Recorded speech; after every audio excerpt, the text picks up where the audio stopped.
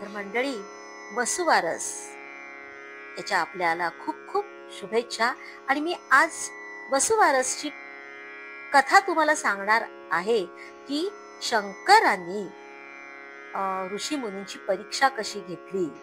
आणि ही कथा पण ऐकणार आहे, त्यामुळे पुढं पुढं ऐकत राहा. मध्येच ऐकायचं सोडून देऊ नका बरं का. पूर्णपणे पूर्ण पूर्ण हा व्हिडिओ पाहत राहा. आणि कथा अतिशय सुंदर आहे. या दिवसाला गोवत्स द्वादशी असंही म्हणतात. गायीची पाडसासह संध्याकाळी पूजा करायची असते आणि घरामध्ये लक्ष्मीचे आगमन व्हावे या हेतूनही या दिवशी सवत्स धेनूची पूजा करतात. वसुबारस याचा अर्थ वसु म्हणजे द्रव्य, म्हणजेच धन, आणि त्यासाठी असलेली बारस म्हणजे द्वादशी. या दिवसापासून घरातील मुली या अंगणामध्ये रांगोळी काढायला सुरुवात करतात.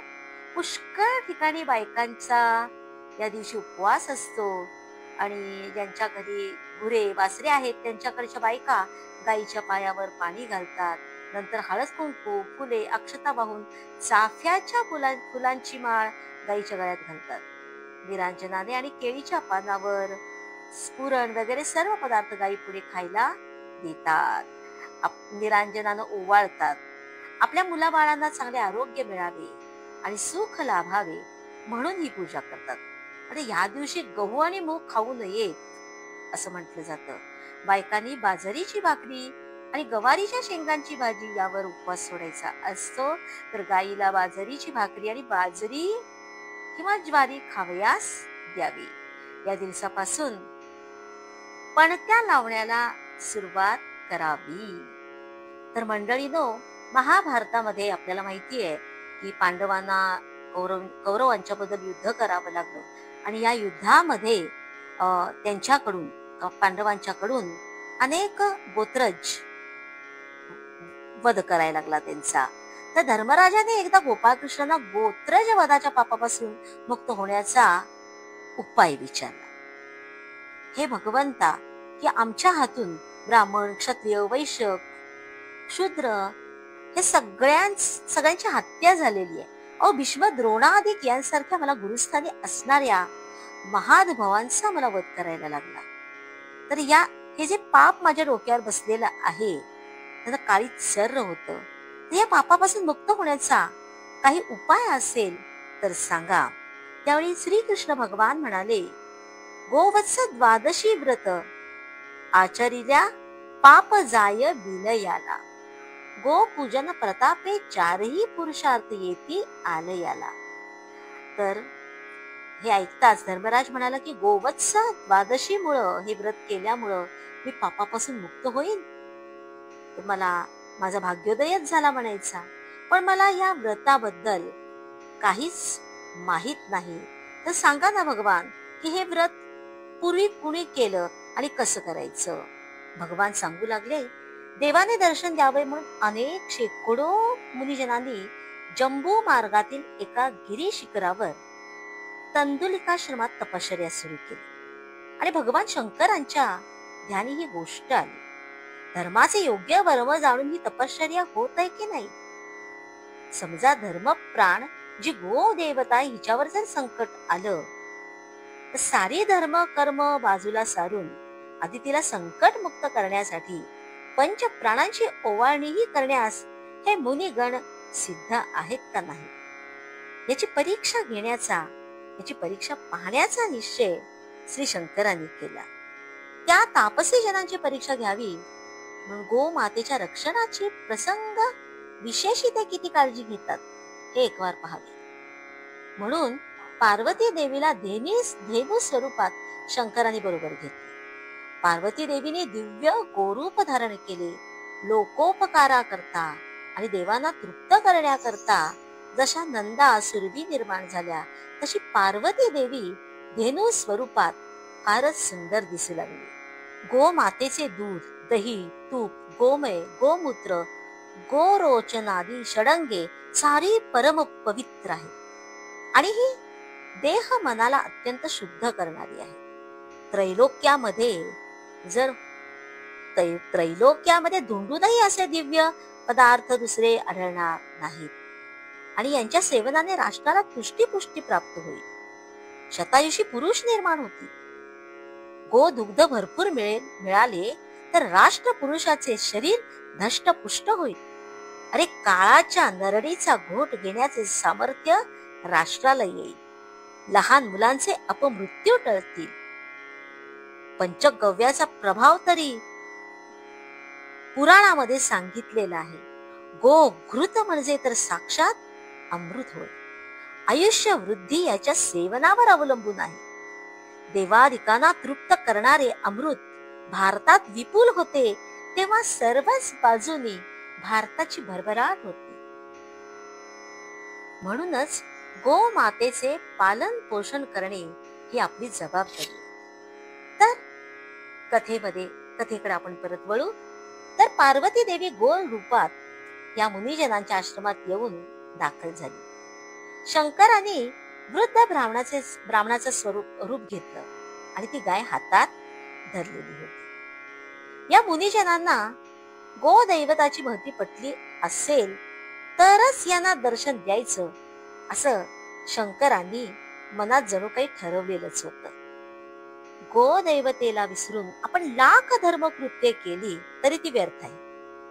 आपली गोसेवे विरहित घडत असलेली धर्मकृत्ये भगवंताला मुळीच आवडत नाही.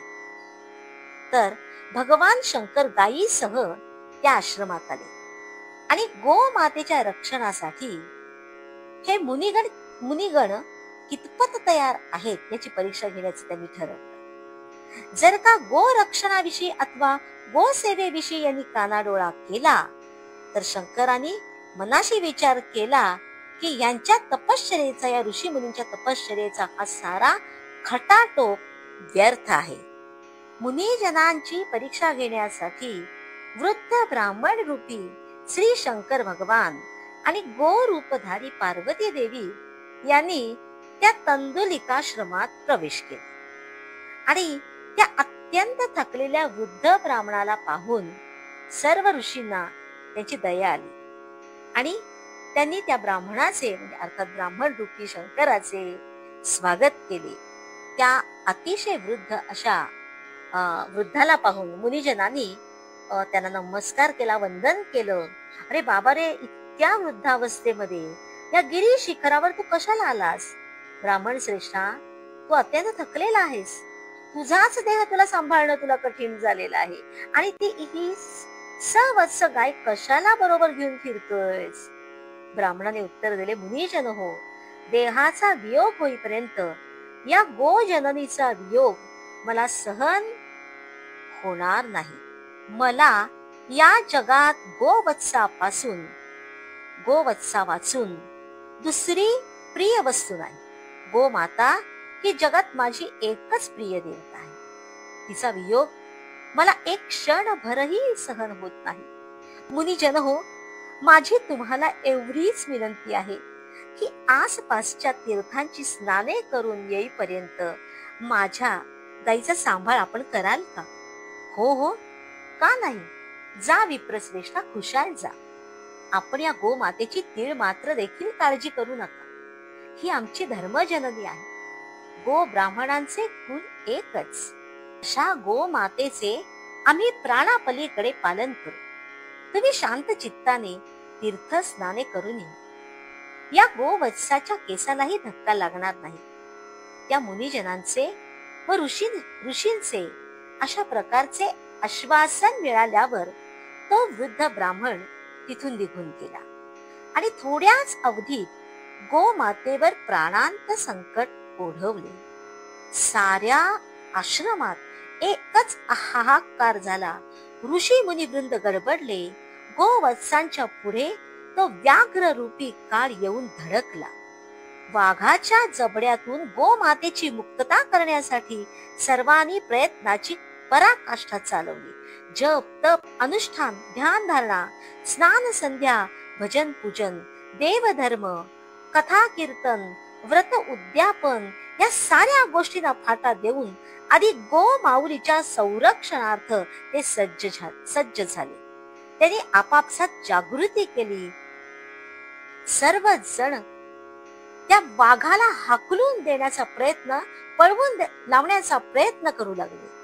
या आश्रमात एकच हलकल्लोळ उडून गेला.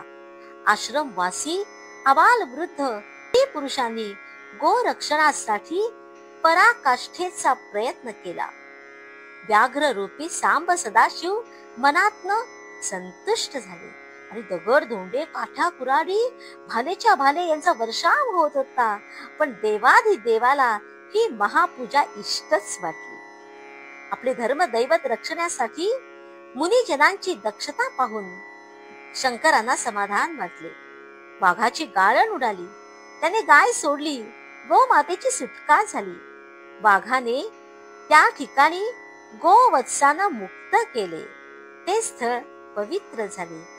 ऋषी मुनी जनांना आणि सगळ्या अबालवृद्धांना आनंदी आनंद झाला. सारे आश्रमवासी गोमातेच्या भोवती गोळा झाले. गोमातेचा जय जयकार सर्वांनी केला. तिच्या गळ्यात पुष्पमाळा घातल्या. त्या सवत्स गोमातेची सर्वांनी प्रेमभराने पूजा केली. इतक्यात श्री शंकरांची मूर्ती भैरव गणांसह तिथं प्रकट झाली. साऱ्या मुनिजनांची तपश्चर्या फळास आली. गोमातेवर संकट आले असता प्रसंगी पंच प्राणांचीही ओवाळणी करून तिचे रक्षण करणे हा मुख्य धर्म ध्यानी आल्यामुळे ते सारे आश्रमवासी कृतार्थ झाले आणि त्याच्या तपश्चर्येची पूर्तता झाली. शंकरांनी त्यांना कृपाशीर्वाद देऊन कृतार्थ केले. तर श्रोते हो, तर अशी ही गोवत्स द्वादशीची कथा आहे. गोवत्स द्वादशीचा व्रतारंभ अशा प्रकारे झाला. आणि नंतर आपण पाहिलेलं आहे की उत्तानपाद राजाची राणी स्त्री ही सुनीती हिनं सुद्धा याचं व्रत केलेलं बरं का. आणि त्यामुळे ती स्वतः तर धन्य झालीच, पण ध्रुवाला सुद्धा अढळ पद मिळवून देऊन साऱ्या कुळाचा उद्धार करण्यास हेच कारण ठरलेलं आहे. तर मंडळीनो, आजची कथा कशी वाटली जरूर कळवा. आणि उद्या आणखीन एक नवीन कथा घेऊन आपण भेटणार आहोत. तोपर्यंत राम राम.